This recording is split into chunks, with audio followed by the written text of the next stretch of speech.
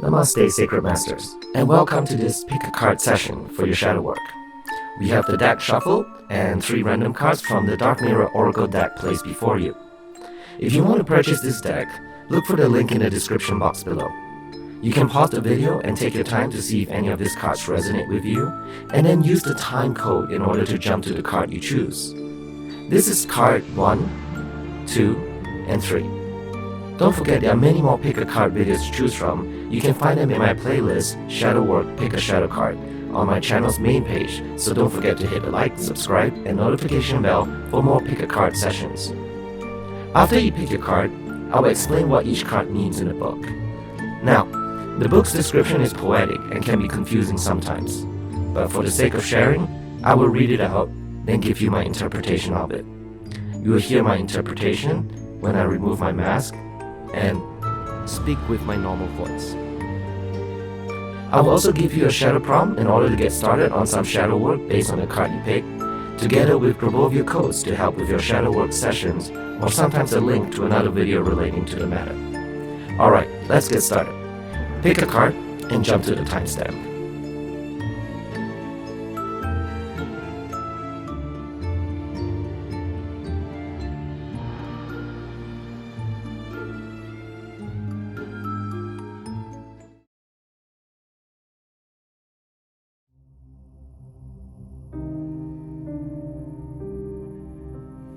The card you chose is Gilded Regret, represented by the waning crescent moon.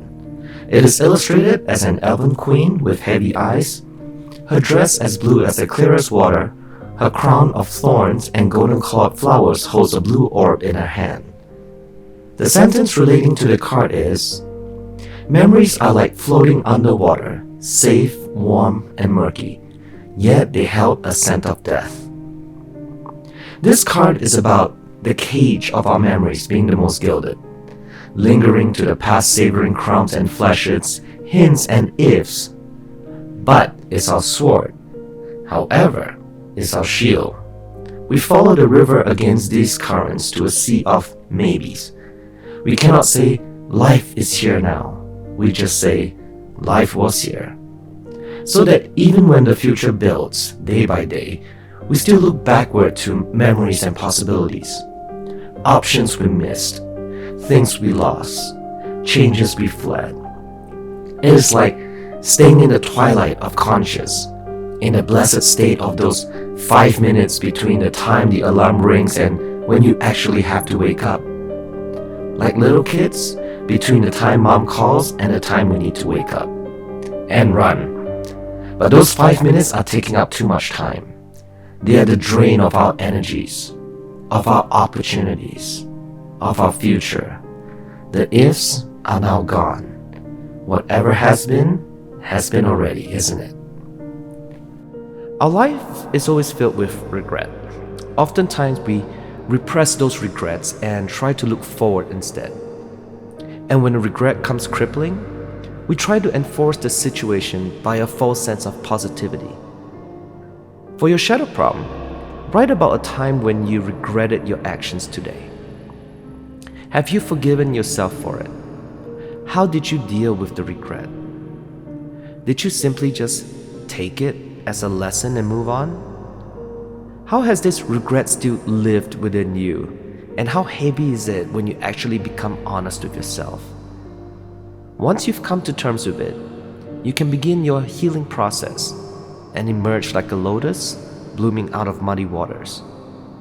You can use the Ho'oponopono meditation I posted on the links above and description below, or you can use the Grabovia code 7154872 for the energies of forgiveness and healing. If you want to know how to use Grabovia codes in your sessions for meditating or journaling, check out the link above or in the description box below. I hope this session gives you something to work on. Pick up your shadow journals and let's start finding our inner and true authentic self. I'll try to post more pick a card every week depending on my schedule, so that gives you some time to sit with your shadow prompt and begin working on positive changes to a new life. If you found something new about yourself, don't forget to comment and share with others as well. This not only helps build courage and self-esteem, but it also encourages others that they are not alone. I'll see you in the next session. Namaste.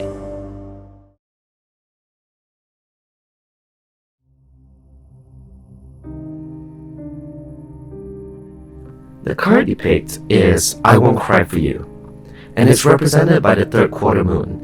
It is illustrated with a beautiful woman with deep blue eyes shedding dry tears of blood, with her back to the light of the moon.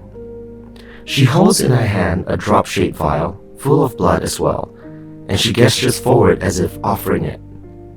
The sentence that resonates with this card is, I gave you my last gift. I shed my last tear for you.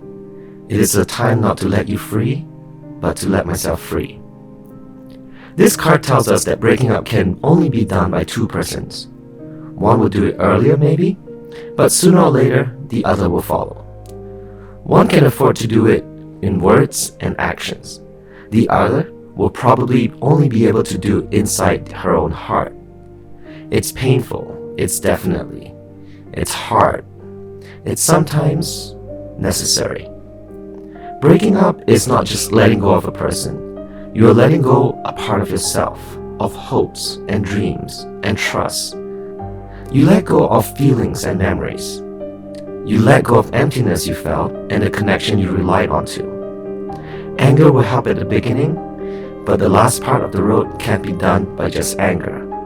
Closure comes when you dry up your tears. It is a gorgeous moment when you allow yourself to, frankly, don't give a damn about it. All that was past is not a credit or a debt. It is just suddenly no more than a gift. You can raise your chin. After all, tomorrow is another day.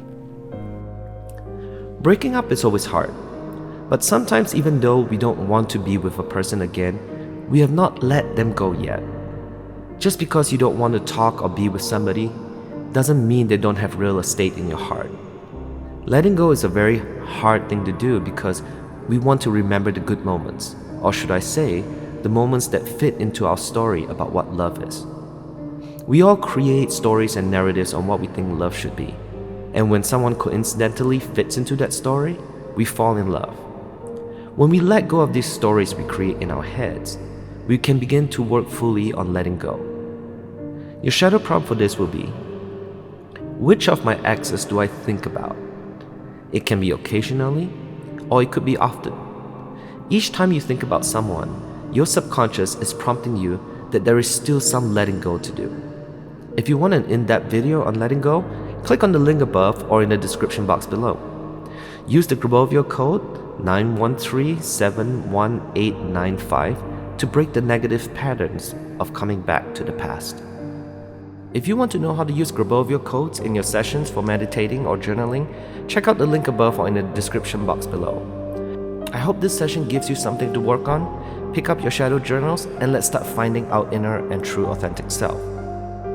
I'll try to post more pick a card every week depending on my schedule, so that gives you some time to sit with your shadow prompt and begin working on positive changes to a new life.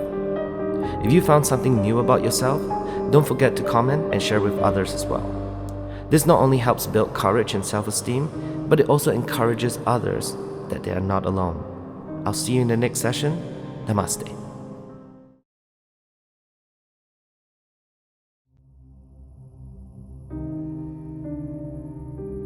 The card that you pick is Envious Gluttony, represented by the waxing gibbous moon, and is illustrated as a man with rotting sickly skin and yellow eyes. He dresses in tatters and sticky blood runs down his chin. He has clawed feet and a crown of a skeleton alligator jaw. The upper part of his head, the lower part of his chest like a gaping mouth.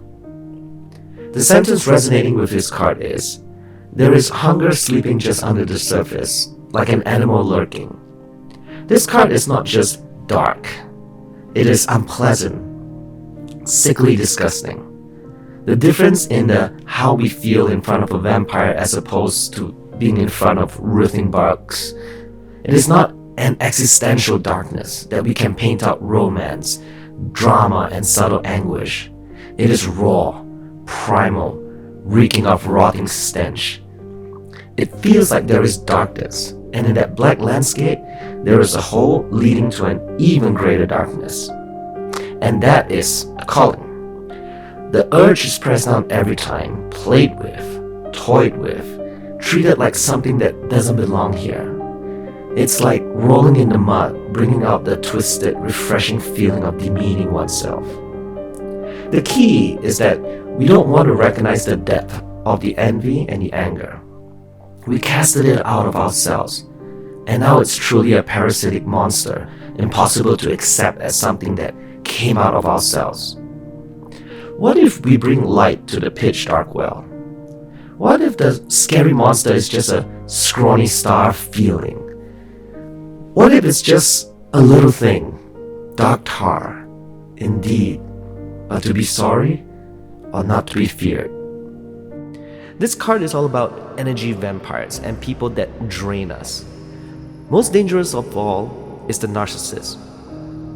Under the veil of love bombing, we quickly found our lives spiraling down through stonewalling, gaslighting, blackmail, and even having our friends turn against us. Our shadow prompt for this is obviously, who are the negative people in my life?